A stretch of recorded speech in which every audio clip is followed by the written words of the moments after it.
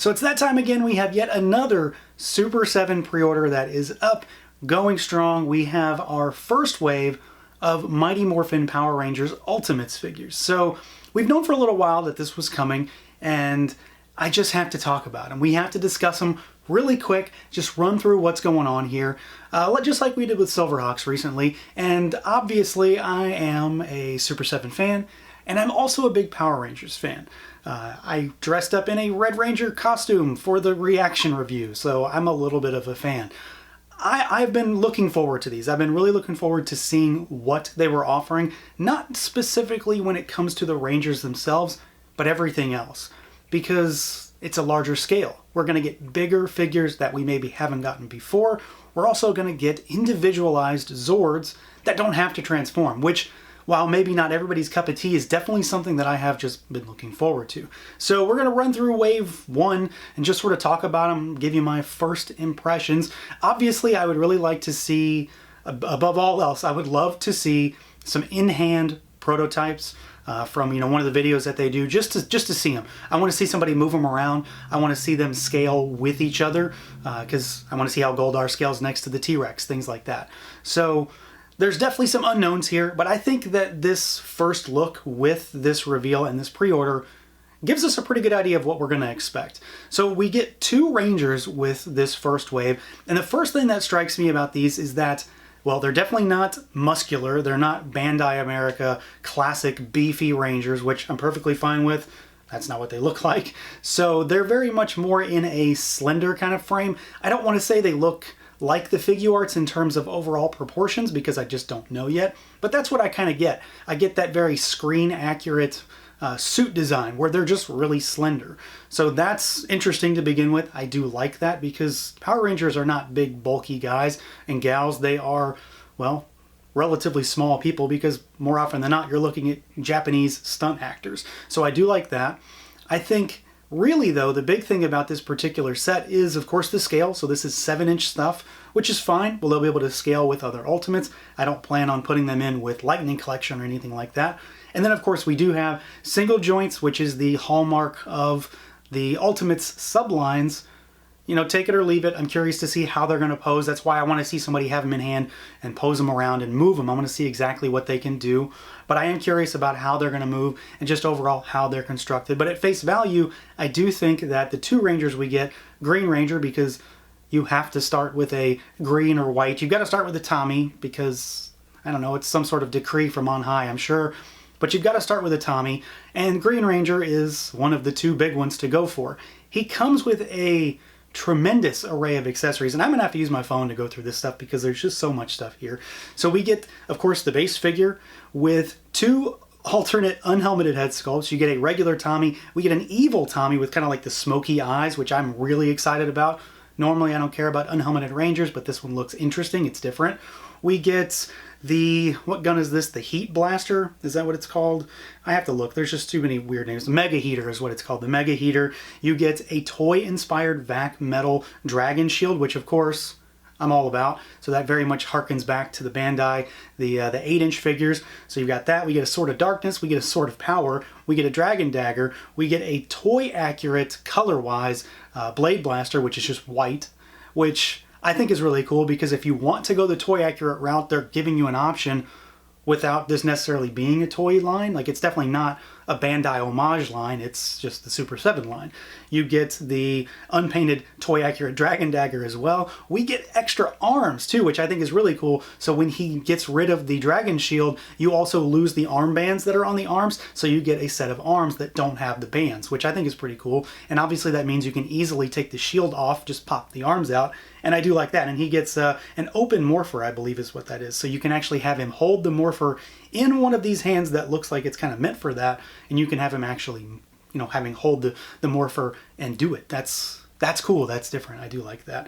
So we've got the Green Ranger, and then we get the Yellow Ranger, which is a combination of two different Rangers. So of course, in the American Power Rangers, the Yellow Ranger is a female. Of course, in the Sentai, the Yellow Ranger is a boy, whose name is coincidentally Boy. But we get Trini heads and Aisha heads. I'm curious to see specifically how these turn out, because I do think the likenesses look kind of wonky in here. Aisha more than Trini, but I am hopeful that we're going to work those out. Obviously, this is a render. I don't really know. But she also comes with a whole bunch of weird stuff, too. So that's pretty exciting on its own. We get arguably one of my favorite accessories from an Ultimate in a while. We get the Mr. Tickle Sneezer, so that's the little doll that she comes with.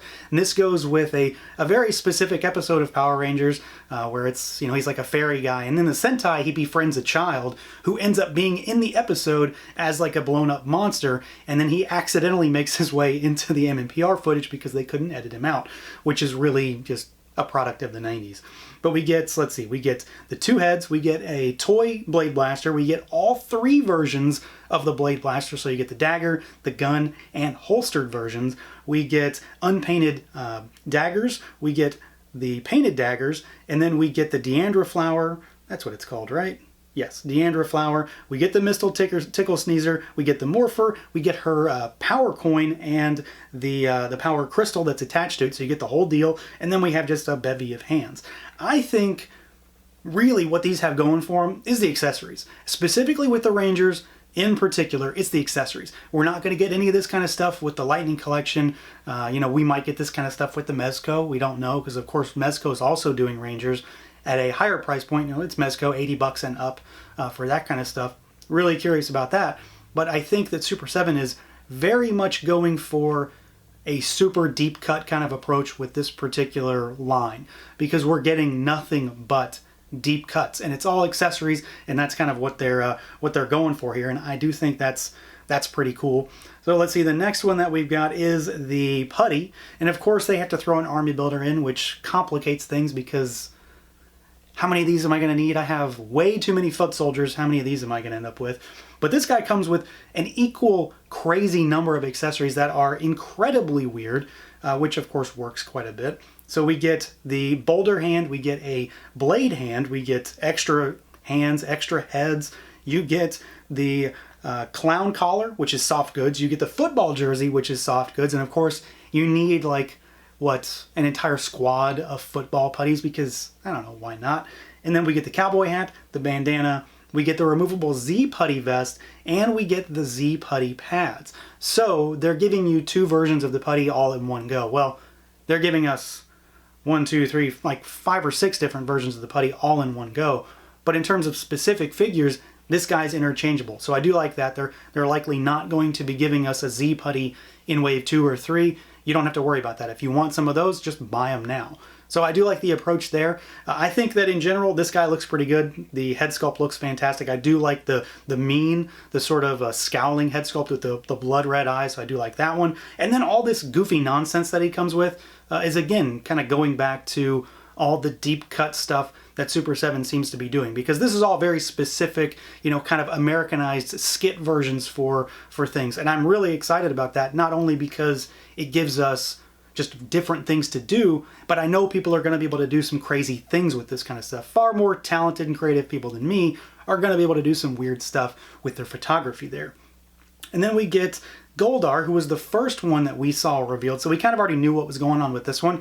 But I think he's no less exciting still because we get to see what he's coming with. So, Goldar comes with his fully extended wings. We get the little winglets that go on his back. So we've had those from Hasbro in the Lightning Collection. So we've got kind of the base level stuff. And then we, of course, get his sword. He also gives us a open mouth head sculpt. You get extra hands. And then we get the badges of darkness and the power coin box. So, if you want to even go further with it, we might be able to interchange the putty parts with the Rangers to make like the Dark Rangers, where they have the putty hands and whatnot.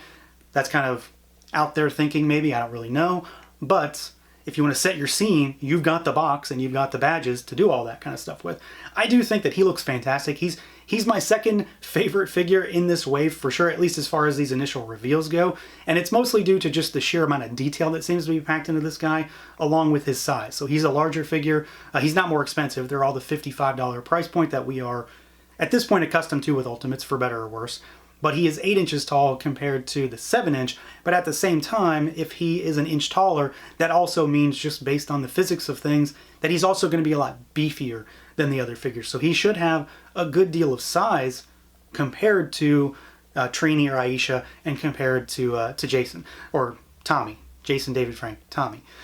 names get confusing when the actors and the characters have similar names. But my favorite and most anticipated figure in this wave is the one that comes with the least stuff. It's the TRex Zord, because I want to put this stuff with the Voltrons, and I want to put them with the upcoming Transformers. I do think that they're going the right direction for me personally when it comes to Zords. I don't know that I need Super7 to tackle combining Zords. I'm not sure that that's their strong suit. That's a whole different level of engineering. So we're getting a 8-inch, very chunky, very, what looks like very suit style, you know, the suit accurate kind of look, TRex Zord, which we can do that. You know, you have your Bandais, you have like your Soul Chigokin, that kind of stuff that can be removed from the Megazord, but then you have all of the parts that have to transform. This guy doesn't have to do that. He's just straight sculpt. So I'm really curious to see exactly what turns out with this particular figure, and then how the other figures are going to go in terms of the other Zords. You know, are we going to get 2-packs for the rest? I don't really know how a pterodactyl Zord is going to be one particular figure. That doesn't seem big enough. The Mastodon is maybe, and then the Tiger, the what is it? I'm drawing a blank right now. Triceratops and Saber-Tooth Tiger could be a 2-pack, maybe. Who knows? But I think that this is a cool idea. I don't need every Zord to combine. I like the idea that I can throw Goldar up against the T-Rex, because that is a thing that happens. So it's just another way to display figures. But this guy looks incredibly beefy. He looks really chunky. He looks really suit accurate-y. You know, I don't know exactly how that's going to turn out. We'll see with finished product. But he also comes with a few little things. So you get multiple extra hands. You get gripping hands that have horizontal, lateral hinges and vertical hinges, and you get style pose kind of open hands. And then we also get 2 little Red Rangers to kind of sit on top of his head that have him sort of, you know, when he's like raising his arms or when he's put his hands on his hips, that kind of thing. And then you also get a replica T-Rex power coin too, which I think is kind of cool, because there's not a lot of stuff you can really give this guy. So to give you one little thing and you can display it alongside of him is just a little bonus, because I have to wager that an 8-inch T-Rex Zord is going to be the biggest figure in the wave. Curious how this is going to actually fit in one of these Ultimate style boxes. But yeah, I'm actually really excited about these. I think that, you know, this isn't going to be a line for everybody, because we already have so much going on right now.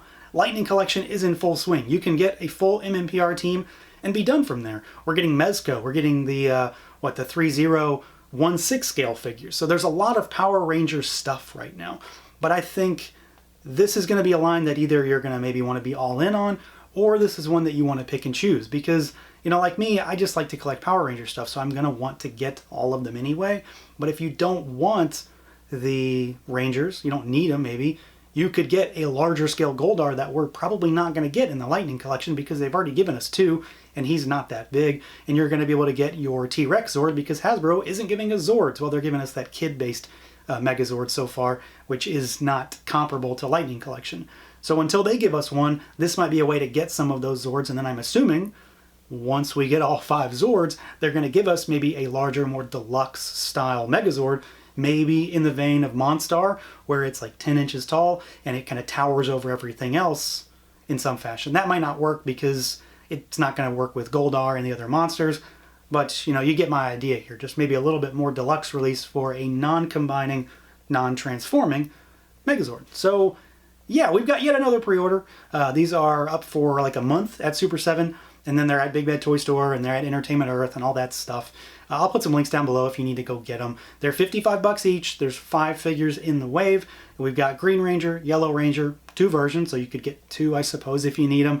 And then we've got Goldar, we've got Putties, who you're going to need 5, 6, 7, 8 of to make your football team. And then we've got the start of a set of Dinozords with the T-Rex Zord. I am very excited to see them. I'm again very excited to see more. I want to see the painted samples. I want to see them move. I want to see how the T-Rex moves. I want to see how Goldar moves. I want to see if that sculpt, because he's so big and beefy, I want to see if it gets in the way of things, and I want to see what poses these Rangers are capable of with having single style joints that we're accustomed to in the Ultimates line. So that's it, guys. Let me know what you guys think. I want to know what folks are thinking when it comes to this line. I saw a lot of folks that were originally very off-put with the original image that leaked early today, and then when we started seeing all the stuff these came with, they sort of did a 180 and said, well, damn, now I actually need some of these. But I'm curious what everybody thinks. Are you going to get any? Are you going to get some? Do you need Rangers since you already have Lightning Collection? Or are you just going to go ahead and buy the whole damn thing. So that's it, guys. I'll catch you next time.